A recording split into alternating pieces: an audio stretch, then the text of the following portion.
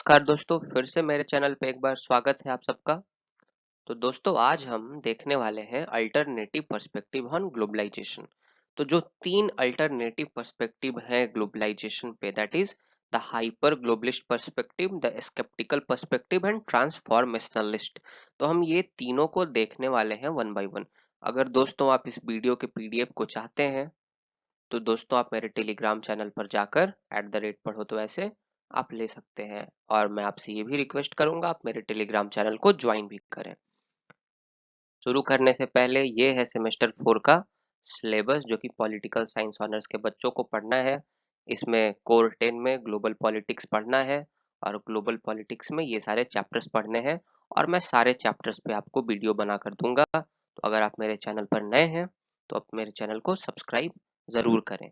आज हम डिस्कस करने वाले हैं जो चैप्टर 1 है यूनिट 1 का, उसका एक part, that is alternative perspective on globalization. तो दोस्तों चलिए शुरू करते हैं। ये तीन पर्सपेक्टिव है ग्लोबलाइजेशन पे, तीन नजरिया है ग्लोबलाइजेशन पे। पहला है हाइपर ग्लोबलिस्ट पर्सपेक्टिव, दूसरा है स्केप्टिकल पर्सपेक्टिव और तीसरा है ट्रांसफॉर्मेशनलिस्ट पर्सपेक्टिव। तो चलिए वन बाय वन सबको डिस्कस करते हैं। Hyper globalist perspective. इन अल्टरनेटिव पर्सपेक्टिव को शुरू करने से पहले मैं ये मानकर चल रहा हूं कि आपको ग्लोबलाइजेशन क्या होता है यह पता है। अगर जिन लोगों को ग्लोबलाइजेशन नहीं पता उनके लिए मैं 2 सेंटेंसेस में ग्लोबलाइजेशन का मतलब समझा देता हूं। Globalization is nothing but integration and interaction of people, companies and free flow of goods. Simple सा यही बात है कि जो लोग हैं आपस में उनके संबंध मजबूत होंगे। आज एक ऑस्ट्रेलिया में जो बंदा रह रहा है वह इंडिया वालों के साथ आसानी से कांटेक्ट कर पा रहा है। आज जो अमेरिका की कंपनी है वह भारत में कार्य कर रही है, भारतीय कंपनियां कई अन्य देशों में काम कर रहे हैं, अर्थात पूरा जो दुनिया है वह जुड़ चुका है।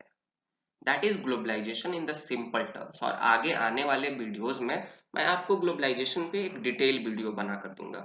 तो सबसे पहले आज हम हाइपर ग्लोबलिस्ट पर्सपेक्टिव को समझते हैं। तो हाइपर ग्लोबलिस्ट पर्सपेक्टिव का मानना है कि ग्लोबलाइजेशन ही एक ऐसा प्रोसेस है पूरे ह्यूमन हिस्ट्री में जो कि सबसे ज्यादा इंपॉर्टेंट है। और ग्लोबलाइजेशन ही वह प्रोसेस है जिससे समाज में, पूरे दुनिया में, विश्व में डेवलपमेंट होगा, प्रोस्पेरिटी आएगी अर्थात समृद्धि आएगी। तो दोस्तों इसलिए हम देख सकते हैं कि ये आशावादी विचार रखते हैं ग्लोबलाइजेशन के बारे में, optimistic view. So they have the optimistic view on the globalization. और जो सपोर्टर्स हैं इनके वो है K Ohmae, Theodore Levitt, Thomas Friedman और जेडी शैक और साथ में आर रिच। तो आपको इन नामों को याद करना पड़ेगा। और जो हाइपर ग्लोबलिस्ट है, ये जो सपोर्टर्स हैं हाइपर ग्लोबलिस्ट पर्सपेक्टिव के, इनको हाइपर ग्लोबलिस्ट बोला जाता है। तो हाइपर ग्लोबलिस्ट है वह किन अजम्पशंस को लेकर चलते हैं, वह क्या बिलीव करते हैं, हम इन बारे में स्टडी करेंगे। तो चलिए शुरू करते हैं। सबसे पहला जो अजम्पशन है हाइपर ग्लोबलिस्ट का, हाइपर ग्लोबलिस्ट मानते हैं कि ग्लोबलाइजेशन के कारण वर्ल्ड पीस प्रमोट होगा। क्यों वर्ल्ड पीस प्रमोट होगा?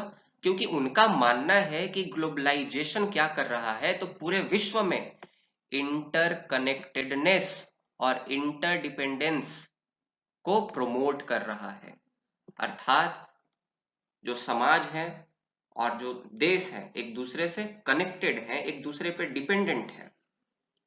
और जब ग्लोबलाइजेशन के कारण वह इंटरकनेक्टेड है, इंटरडिपेंडेंट है, तो इसीलिए दोस्तों वे आपस में म्यूचुअली कॉपरेट करेंगे। और जब कॉपरेशन होगा तो पीस एस्टैब्लिश होगा, क्योंकि जहां कॉपरेशन होता है वहां पीस होता है, वहां लड़ाई झगड़े नहीं होते। And peace is essential for the human security and economic wellbeing. So दोस्तों ये पहला तर्क है हाइपर ग्लोबलिस्ट का कि ग्लोबलाइजेशन क्यों इंपॉर्टेंट है और पूरे ह्यूमन हिस्ट्री का सबसे इंपॉर्टेंट प्रोसेस है। दूसरा जो तर्क देते हैं हाइपर ग्लोबलिस्ट, उनका मानना है कि ग्लोबलाइजेशन के कारण फास्टर इकोनॉमिक ग्रोथ हो रहा है। कैसे हो रहा है फास्टर इकोनॉमिक ग्रोथ? तो ग्लोबलाइजेशन प्रमोट कर रहा है फॉरेन डायरेक्ट इन्वेस्टमेंट को, और ये जो पैसे जो विदेश से आ रहे हैं, जो कैपिटल इन्वेस्ट कर रही है फॉरेन कंट्रीज अन्य देशों में, उसके कारण से देशों में इंफ्रास्ट्रक्चरल डेवलपमेंट्स हो रहे हैं, सड़क बन रहे हैं, फैक्ट्रियां बन रही है, और उसके कारण इकोनॉमिक ग्रोथ हो रहा है, क्योंकि लोगों को एम्प्लॉयमेंट मिल रहा है, लोगों को जॉब मिल रहा है। अगर इंफ्रास्ट्रक्चर एक कंट्री में डेवलप होगा तो वहां जॉब के चांसेस ज्यादा होंगे। तीसरा जो तर्क है हाइपर ग्लोबलिस्ट का, जिस कारण से वह ग्लोबलाइजेशन को बहुत ही इंपॉर्टेंट प्रोसेस मानकर चलते हैं, वह है that optimum resource utilization. Globalization जो है उसके कारण से जो संसाधन है उनका सही तरह से प्रयोग हो रहा है और पूर्ण रूप से प्रयोग हो रहा है। यह किस प्रकार से हो रहा है? तो हाइपर ग्लोबलिस्ट का मानना है कि जो अंडर डेवलप्ड कंट्रीज हैं, जो अंडर डेवलप्ड कंट्रीज हैं, जो एशिया, अफ्रीका और लैटिन अमेरिका की, they are rich in natural resources. दोस्तों, आपने पढ़ा होगा all the subjects are inter related, they are interdisciplinary, and according to that the international relations are also interdisciplinary.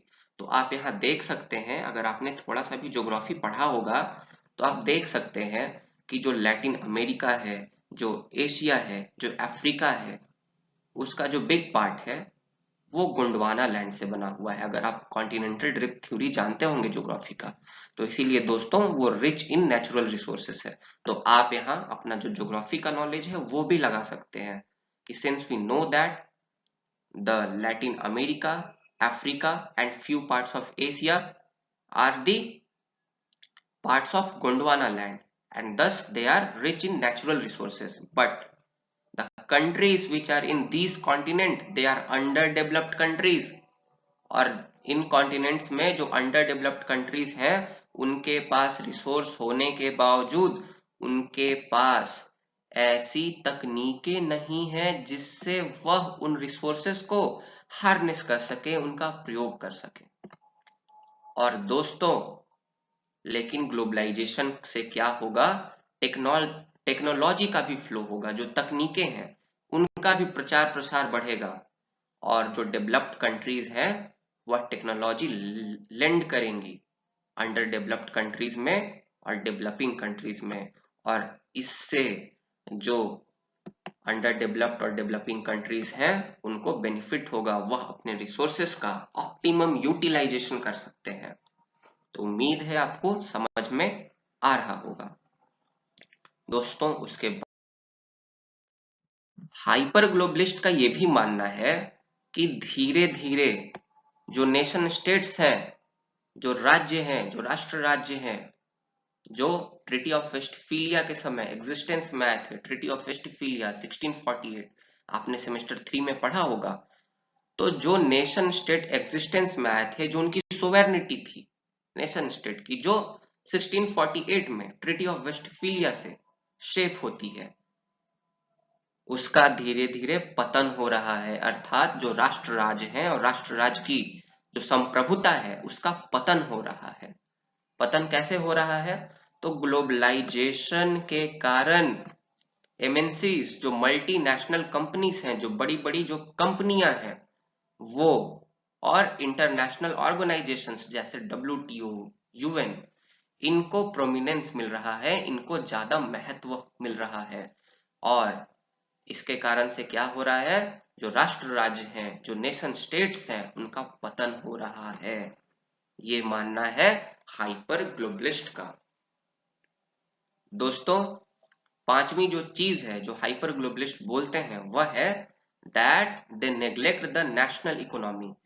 जो राष्ट्रीय अर्थव्यवस्था है उसे वह नजरअंदाज कर देते हैं।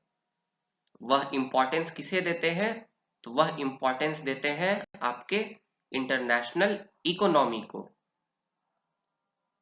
क्योंकि इंटरनेशनल इकोनॉमी का जो सिनेरियो होगा वही नेशनल इकोनॉमी को शेप करेगा। फॉर एग्जाम्पल अभी कोरोना वायरस है, इसके कारण से इंटरनेशनल जो इकोनॉमी है वह बैठ गई है, चौपट हो गई है।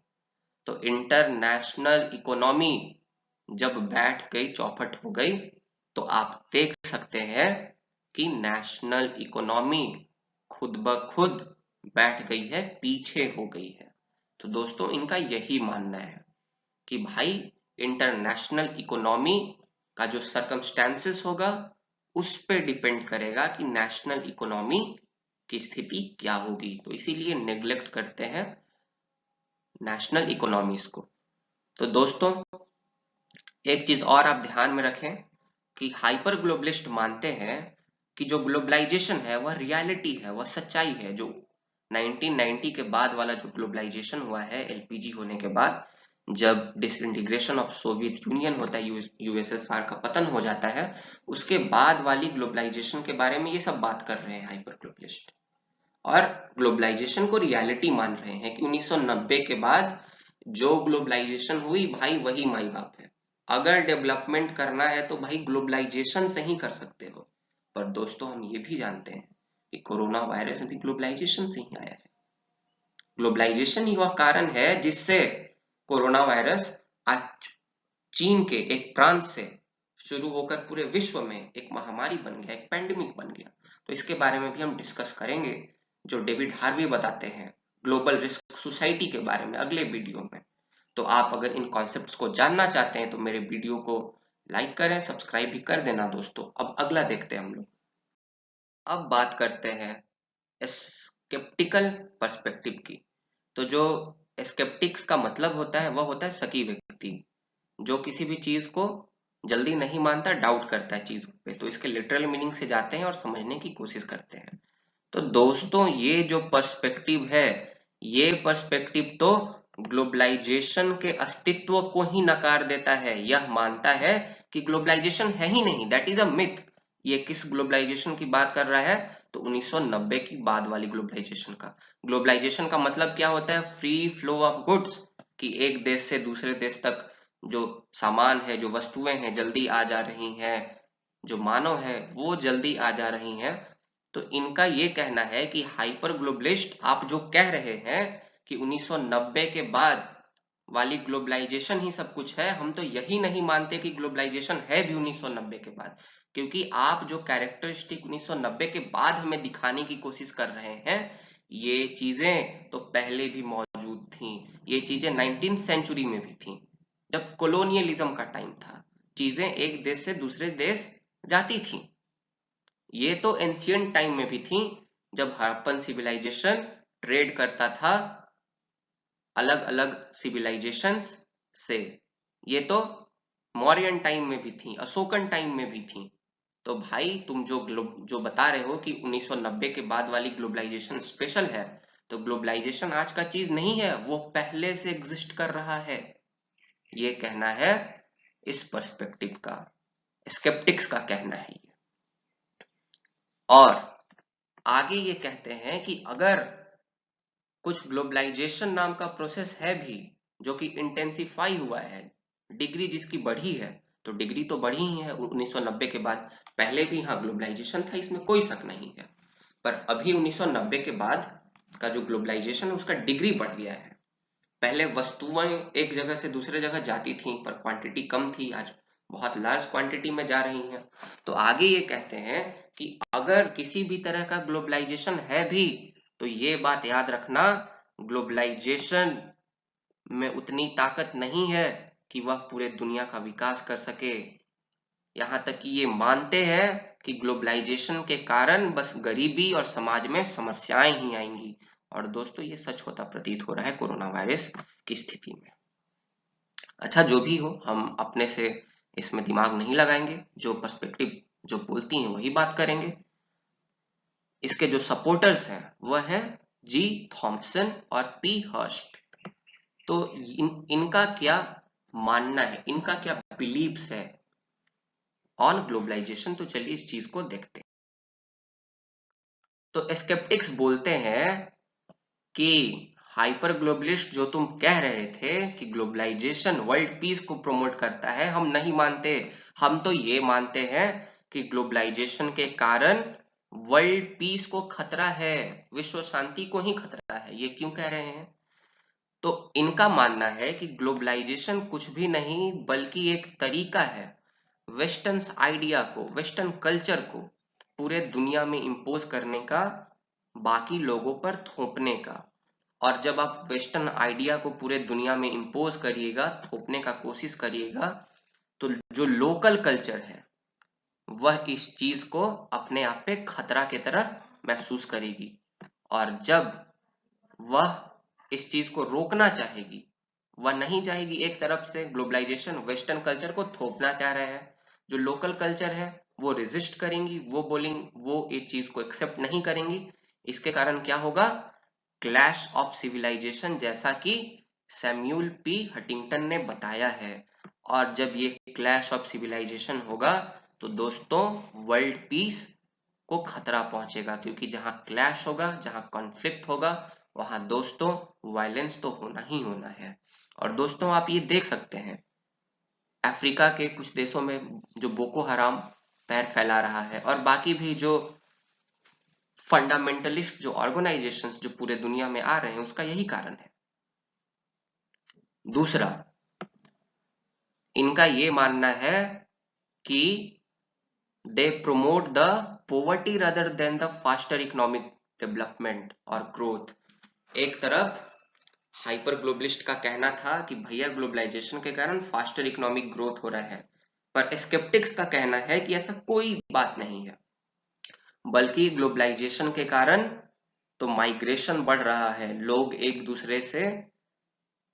जगह से दूसरे जगह पलायन कर रहे हैं, और इसके कारण जो एक विशेष स्थान के जो संसाधन हैं उन पर दबाव बढ़ रहा है, और उसके कारण वहां के लोगों को रोजगार नहीं मिल रही है। साथ ही साथ ग्लोबलाइजेशन के कारण मैकेनाइजेशन हुआ है, जो चीजें पहले मनुष्य करता था वह मशीनों के द्वारा हो रही हैं, और इसके कारण भी अंडर एम्प्लॉयमेंट और अनएम्प्लॉयमेंट हो रहा है। अनएम्प्लॉयमेंट का तो मतलब आपको पता ही है, आप जॉब करना चाहते हैं पर आपको जॉब नहीं मिल रहा है। अंडर एम्प्लॉयमेंट आज की दुनिया का सबसे बड़ा प्रॉब्लम है। अंडर एम्प्लॉयमेंट का मतलब ये है कि आप में काबिलियत है और अच्छे जॉब की, पर आपको अपने लेवल के नीचे का जॉब मिल रहा है। तो ये तो हो ही रहा है भाई, इंजीनियरिंग कर करके अब बीपीओ में काम कर रहे हो, तो और इससे खराब क्या हो सकता है। चलिए, तो देख सकते हैं कि पॉवर्टी प्रमोट हो रहा है। तीसरा जो इनका है, ये कहते हैं कि नेशन स्टेट्स आर इंपॉर्टेंट। वो बोल रहे थे कि नेशन स्टेट का पतन हो रहा है, लेकिन ये बोलते हैं कि जो वेस्टफिलियन ट्रीटी हुई थी, तो वेस्टफिलिया की संधि जो 1648 में हुई थी, और उस समय जो नेशन स्टेट का कॉन्सेप्ट आया था, वह अभी भी इंपॉर्टेंट है, और नेशन स्टेट सोवरेन है, क्योंकि वो नेशनल और इंटरनेशनल अफेयर्स में बहुत ही इंपॉर्टेंट रोल प्ले करते हैं। तो चौथा, ये नेशनल इकोनॉमी को इंपॉर्टेंस देते हैं, वो नहीं देते थे, हाइपर ग्लोबलिस्ट नहीं देते थे। ये इनका कहना है कि इंटरनेशनल इकोनॉमी कुछ भी नहीं बल्कि एग्रीगेट है of national economy. National economy ही साथ में जुड़ के इंटरनेशनल इकोनॉमी बनाती है। तो भैया आप नेशनल इकोनॉमी को कैसे नेग्लेक्ट कर सकते हैं दोस्तों? तो हम फाइनली कंक्लूड कर सकते हैं कि ये निराशावादी विचार हमारे सामने प्रस्तुत करते हैं, निराशावादी दृष्टिकोण है ऑन द ग्लोबलाइजेशन। तो ग्लोबलाइजेशन का ये पेसिमिस्टिक व्यू है। अब आगे तीसरा है आपका ट्रांसफॉर्मेशनलिस्ट। तो जो ट्रांसफॉर्मेशनलिस्ट हैं ये एक बैलेंस्ड व्यू प्रेजेंट करते हैं, क्योंकि आप देख सकते हैं हाइपर ग्लोबलिस्ट भी एक्सट्रीमिज्म की तरफ है और स्केप्टिक्स भी एक्सट्रीमिज्म की तरफ है। दोस्तों, एक ग्लोबलाइजेशन को बहुत ज्यादा सपोर्ट कर रहा है, एक ग्लोबलाइजेशन को बहुत ज्यादा नेग्लेक्ट कर दे रहा है। जो तीसरा व्यू है दैट इज द ट्रांसफॉर्मेशनलिस्ट व्यू, और ये सेंट्रिस्ट पोजीशन रखते हैं। और इनका मैं जल्दी जल्दी बताता हूँ, वीडियो लंबा हो रहा है। इस व्यू के अकॉर्डिंग देखा जाए तो ग्लोबलाइजेशन एक इंपॉर्टेंट रोल प्ले कर रहा है, ये मानते हैं, है ग्लोबलाइजेशन तो है भाई, और इसके कारण से आपका सोशल, इकोनॉमिक, पॉलिटिकल चेंजेस हो रहा है, लेकिन भाई सिर्फ ग्लोबलाइजेशन ही एक ऐसा प्रोसेस नहीं है हिस्ट्री में जिसने ह्यूमन बीइंग को सिविलाइज्ड बनाया या सिर्फ डेवलप करने में कामयाब होगी, ऐसा नहीं है। और भी कई सारे प्रोसेसेस हैं। तो हाइपर ग्लोबलिस्ट जो बात बोल रहे थे that globalization is only process, तो ये बात को ये नहीं मानते। तो एक बैलेंस व्यू आपके सामने पेश करते हैं। दूसरी तरफ ये एक्नॉलेज करते हैं कि भाई नेशन स्टेट्स आर इंपॉर्टेंट, भाई देश तो इंपॉर्टेंट है, राष्ट्र इंपॉर्टेंट है, राज्य इंपॉर्टेंट है, राष्ट्र राज्य जो कंट्रीज हैं, लेकिन हमें इनमें रीस्ट्रक्चरिंग की जरूरत है। देखिए दोस्तों, यहाँ पे रीस्ट्रक्चरिंग होगा, ये गलती से टाइप हो गया है। तो रीस्ट्रक्चरिंग का मतलब कि भाई राष्ट्र राज्य तो इंपॉर्टेंट है, पर ये भी साथ साथ देख सकते हैं कि ग्लोबलाइजेशन के कारण एमएनसीज आई हैं, बहुत बड़े बड़े पॉलिटिकल ऑर्गेनाइजेशंस आए हैं, जिसके कारण से राष्ट्र राज्य का जो थोड़ा थोड़ा इंपॉर्टेंस है वह डाइल्यूट हुआ है। तो ये चीज को भी ये मानते हैं। वही चीज है, दे reject purely state centric view. जैसे में स्केप्टिक्स बोल रहे थे कि जो है राष्ट्र राज्य है, ग्लोबलाइजेशन नाम का कोई चीज नहीं है, तो ये भी चीज को एक्सेप्ट नहीं करते कि ग्लोबलाइजेशन है ही नहीं। ये बोलते हैं ग्लोबलाइजेशन है, और ये भी बोलते हैं कि globalization is not only the process to transform the human society. तो यही चीज है दोस्तों। मुझे उम्मीद है आपको ये वीडियो समझ में आया हो, और मुझे उम्मीद है आप इस कॉन्सेप्ट को कभी नहीं भूलेंगे। तो अगर आपको वीडियो पसंद आया तो चैनल को सब्सक्राइब करें, लाइक वाली बटन को जाकर ठोक दें, और मैं टारगेट करता हूं 100 लाइक्स का। और दोस्तों आगे भी मैं वीडियोस आपको बनाकर देने वाला हूँ, पूरा सिलेबस कंप्लीट कराने वाला हूँ। हमेशा की तरह यही बात बोलूंगा, पढ़ो तो वैसे, ताकि चीजें याद रहें, और साथ ही साथ डिग्री लेकर कुछ नहीं होने वाला। नॉलेज को गेन करो, नॉलेज को रिटेन करके रखो, मन से पढ़ाई करो, अपना ख्याल रखो। धन्यवाद दोस्तों।